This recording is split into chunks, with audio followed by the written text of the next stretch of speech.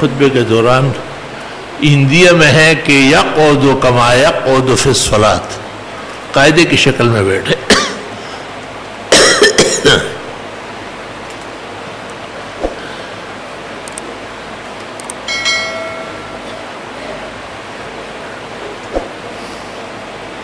میرے بھائی کو 14 سال پہلے حج کرنے کے لیے رقم دی تھی، مگر وہ ابھی تک حج پر نہیں جا سکے، تو ان کے حج کا پر جانا لازمی ہے. جب اس پر شخص پر حج فرض ہوا وہ نہیں گیا، گناہگار ہوگا.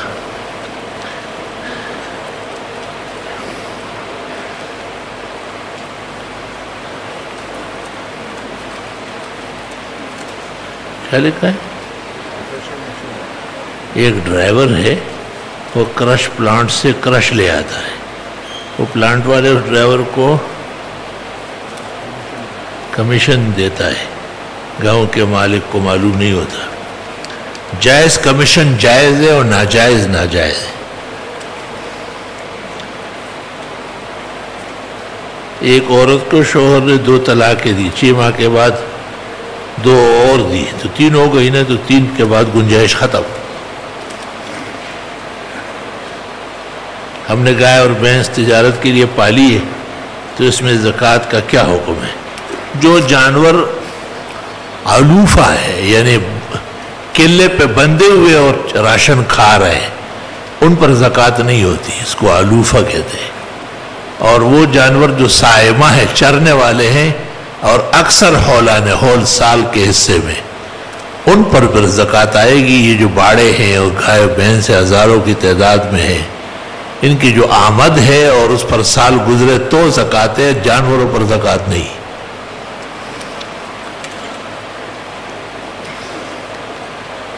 بدعتی امام کے پیچھے نماز نہ پڑھنا بہتر ہے. پڑھ لی گئی تو دوبارہ پڑھنے میں احتیاط ہے. کہا ہے میرا مطالعہ کمزور ہے، کوئی کتاب بتائے قرآن شریف، شوق سے پڑھو، حافظہ قوی ہو جائے. ایک مفتی صاحب کا بیان ہے کہ جس میں انہوں نے یہ وہ شوال کے روز و وتر کے بعد رات کو تہجد، وہی سب بکواس ہے، فضول بات ہے. اس پہ تفصیلی کلام ہو چکا ہے، اس پر کتابیں چھپ چکی ہیں. احسن المقال میں سارے جوابات ہیں، احسن الوتر میں سارے جوابات ہیں. ہر جمعے کو آپ ایک پرچی گھسیڑ دیتے ہیں. شیعہ لڑکی سے نکاح جائز ہے، شیعہ لڑکے کا جائز ہے، مسلمان تو مسلمان تلاش کرے گا. پرائز بانڈ کے پیسے حرام ہیں، اس کے پارٹیکولر مختلف ہے، ہمیں پوری اطلاع نہیں ہے. مولانا لدھیانوی کے جوابات بھی منتشر آئے. اجتماعی ذکر کے بارے میں کیا فرماتے ہیں؟ مسجد میں نامناسب ہے، لیکن اگر لمحہ ایسا ہے کہ کسی کا کوئی نقصان نہیں ہے تو اجازت دی گئی ہے. ہاں افضل الذکر الخفی وخیر الرزق ما یکفی، بہترین ذکر آہستہ ہے اور بہترین رزق وہ ہے جو قابل کفایت ہو.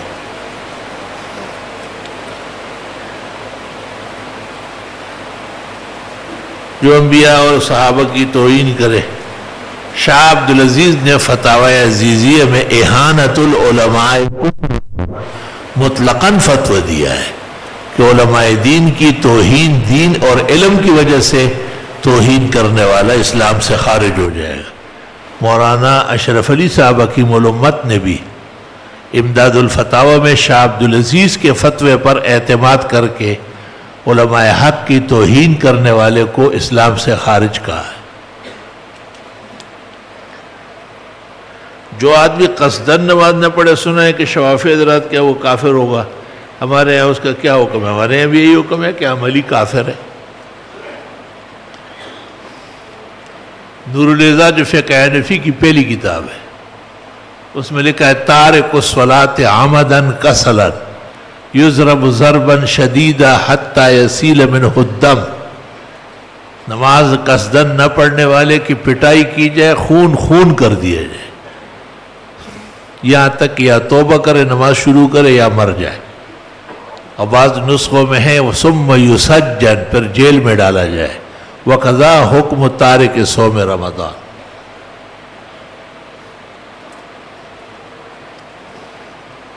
شوہر کی موت یا طلاق کے بعد عورت کے لیے عدت فرض یا واجب؟ واجب فرض عملی کو کہتے ہیں.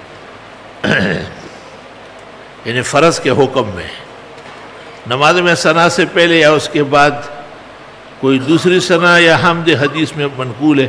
یہ نفلوں میں ہے، مؤکدات واجبات اور فرائض میں نہیں. صرف سبحانک اللہم پڑھا جائے گا. تعزیت میں جو بھی آتے ہیں فوراً ہاتھ اٹھا کر دعا مانگی جاتی ہے. ہمارے علیہ کچھ لوگ اس کو بدعت کہتے ہیں، وہ جو بے عقل ہے جو بدعت کہتے ہیں. یہی طریقہ ہے علماء اسلام کا. تمام مسلمانان عالم 1400 سال سے میت کے ہاں جب جاتے ہیں تو اس کی مغفرت کے لیے دعا کرتے اور ہاتھ اٹھاتے.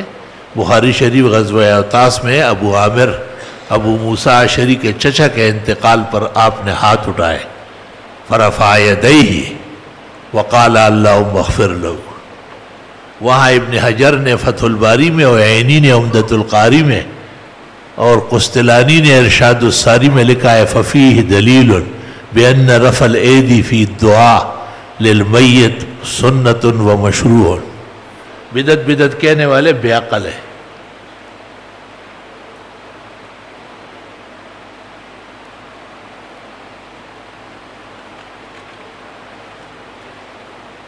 ہم تو ہاتھ اٹھاتے ہیں اور ہمارے تمام بزرگ تعزیت کے اندر ہاتھ اٹھاتے تھے. یہاں تک کہ شیخ القرآن مولانا محمد طاہر پنجپیری رحمۃ اللہ علیہ وہ تیسرے دن کی دعا کے لیے بھی جاتے تھے اور خود فرماتے تھے کہ ہاتھ اٹھا کے دعا مانگو. اور جب کوئی پنجپیری اور لامذہب کچھ کہہ دیتا ہے تو حضرت فرماتے بخاری کی حدیث میں موجود ہے. دلیل کے لیے بخاری کی حدیث کافی. شاہ اسحاق نے ایک کتاب لکھی ہے 40 مسائل، جیسے 100 مسائل لکھے 40. اس میں یہ بھی لکھا ہے کہ تعزیت کی دعا میں ہاتھ اٹھانا زیادہ بہتر ہے. آداب تعزیت ہم جمع کر رہے ہیں. دعا فرمائے اللہ پاک توفیق دے تو انتہائی تفصیلی جوابات آ جائیں. قائد اخیر میں رب جعلنی کی جگہ قرآن کی کوئی اور دعا ربنا آتنا فی الدنیا امام اعظم سے ہی منقول ہے. بعض لوگ تیز آندھی چلتے وقت اور سیلاب وغیرہ کے تیز ہونے کے وقت اذان دیتے ہیں. فتاوی دارالعلوم دیوبند قدیم میں لکھا ہے کہ یہ مشائخ کے اعمال سے ثابت ہے.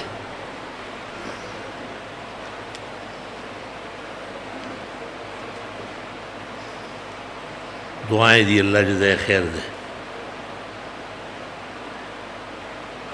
اردودان طبقے کے لیے واقع معراج شریف کے عجائب پر تفصیلی کتاب کون سی؟ مولانا شبیر احمد صاحب عثمانی مرحوم کے 3 مقالے مشہور ہیں. ایک روح پر ہے اور ایک معراج پر ہے اور ایک سیر سماوات پر ہے. وہ معراج کا مقالہ بڑا عجیب و غریب ہے. اور ویسے حضرت الشیخ و مرشد امام اہل سنہ محقق الاثر مولانا سرفراز خان کی کتاب 2 السراج فی تحقیق المعراج بہترین کتاب ہے. جمعہ کے 2 خطبے کے درمیان بیٹھنا کیا حکمت ہے؟ نہیں بیٹھتے ہو تو کھڑے ہو جاؤ یا ڈانس شروع کر لو. بیٹھنا نہیں ہے آپ نے تو کرنا کیا ہے؟ لیٹنا ہے کیا؟ امام اس لیے بیٹھتا ہے کہ پیغمبر خطبہ دے کے آرام کرتے ہیں تھوڑا سا. اتنا کہ 3 دفعہ سبحان اللہ سبحان اللہ سبحان اللہ پڑھ لیا جائے. اس میں سانس بحال ہو جاتی. سوال ایسا کرو کہ کچھ سمجھ نہ آئے. بعض لوگ نماز کے دوران وہ چھینک کے جواب میں غلطی سے الحمدللہ، نماز نہیں فاسد ہوتی اس سے.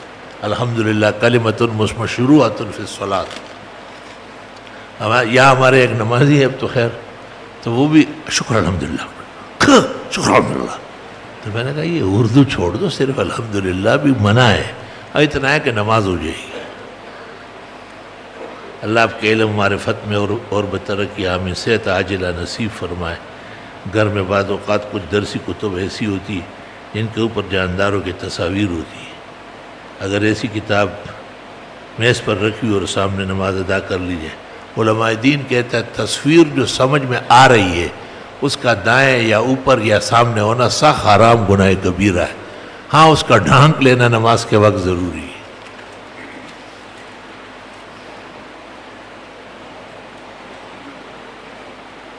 میرے والد نے وصیت کرتے ہوئے مجھے اہل بدعت کے ساتھ ازدواجی تعلقات سے منع فرمایا. اب سوال یہ ہے کہ اگر کسی کو اچھا خاندان مل گیا اور اصلاح کی بھی امید ہو، شاباش ہے. ہاں یہ بے غیرت بیٹے اپنے غرض کے لیے مرحوم باپ کے آنکھوں پر اور چہرے پر مٹی ڈال رہے، پہلے اس کو سیدھا کر لے پھر آپ نکاح کر لے. تو انہوں نے تو بدعتیوں سے منع کیا، اہل حق سے تو منع نہیں کیا. اچھا جی کون ٹینگا کو ذرا. بعض علماء کہتے کہ اخیر میں مولانا عبید اللہ سندھی کے عقائد کچھ فرق آ چکا تھا. تفسیر الہام الرحمن سے پتہ چلتا ہے کہ مولانا عبید اللہ سندھی پر کچھ زوال آیا تھا. ایک غیر مقلد ساتھی نے سوال کیا کہ آپ کی نماز جس میں زبان سے نیت کرنا، فتاوی عالمگیری میں لکھا ہے کہ نیت باللسان حسن بہتر ہے، غیر مقلد کو چھوڑو، اس کو اور بیل کو ایک نظر سے دیکھو. پانی کی لائن میں گٹر کے پانی مل جائے، اس میں اگر کسی نے نمازیں پڑھی معلوم نہیں ہے تو اللہ معاف کرے، معلوم ہوا تو لٹا دے. ایک شخص حج فرض ہونے کے بارے میں بعد انتقال کے اولاد اس کی طرف سے حج فرض ہونے کے بعد اولاد بعد میں کر لے، بہتر ہے. آج کل یہ تبلیغی خطیب اس اور یہ وہ پتہ نہیں کیا کہ اللہ تعالیٰ سب انسانوں سے محبت کرتا ہے، چاہے وہ کافر ہو، غلط کہتا ہے، وہ جھوٹ بول رہا ہے. اللہ تعالیٰ لا یرضی لعبادہ الکفر، قرآن میں ہے اللہ کافروں سے بہت ناراض ہے. وہ اللہ پر بھی تہمت لگاتا ہے، نبی پر بھی جھوٹ بولتا ہے، اور اسلام کا چہرہ مسخ کرنے کے در پہ ہے. وہ پرلے درجے کا ملحد اور زندیق ہے، اس کی تمام باتیں جھوٹی ہیں. کیا زمزم کا پانی ایک سانس سے پی نہیں، 3 سانسوں سے پیے، دعائیں مانگ کے پیے، کھڑے ہو کر قبلہ رخ ہو کر. اللہم اہدنا بالہدی ونقنا بالتقوی واغفر لنا فی الآخرۃ والأولی. یہ بھی پانی پینے کی دعا ہے، مطلقاً بھی پڑھی جا سکتی ہے. کاروبار میں کچھ رکاوٹیں ہیں، اللہ تعالیٰ دور فرمائے، کثرت سے استغفار کرے، خیر ہو جائے. لکھا ہے کہ بھائی عبید جو القلم والے ہیں ان کی والدہ فوت ہوئی ہے، اللہ بخشش فرمائے، اور ان کے تمام پسماندگان کو صبر و اجر عطا فرمائے. جہاں کہیں ایمان پر میت ہوئی ہے اللہ بخشش فرمائے، اور ان کے پسماندگان کو صبر و اجر عطا فرمائے. الحمدللہ رب العالمین. نستغفرک اللہم ونسألک السلام والعافیہ. لا الہ الا اللہ وحدہ لا شریک لہ، لہ الملک ولہ الحمد وعلی کل شیء قدیر. جو بیماران ہیں اللہ انہیں صحت شفا دے، جو اموات ایمان ہو چکی ہے اللہ ان کی بخشش فرمائے، جو رزق کے اور کسب کے مسائل میں الجھا ہے اللہ ان کی مدد فرمائے، دستگیری فرمائے. جملہ حاضرین مجلس کی اللہ دعائیں قبول فرمائے. جن کے لیے یہ فکر مند ہیں ان کے حق میں بھی اللہ تعالیٰ مبارک مجلس کی مبارک دعائیں قبول فرمائے. سب کا اللہ انجام بخیر و عافیت فرمائے. عاجز اور فقیر کے لیے اللہ صحت شفا تندرستی کے فیصلے فرمائے. صلی اللہ علیہ وسلم.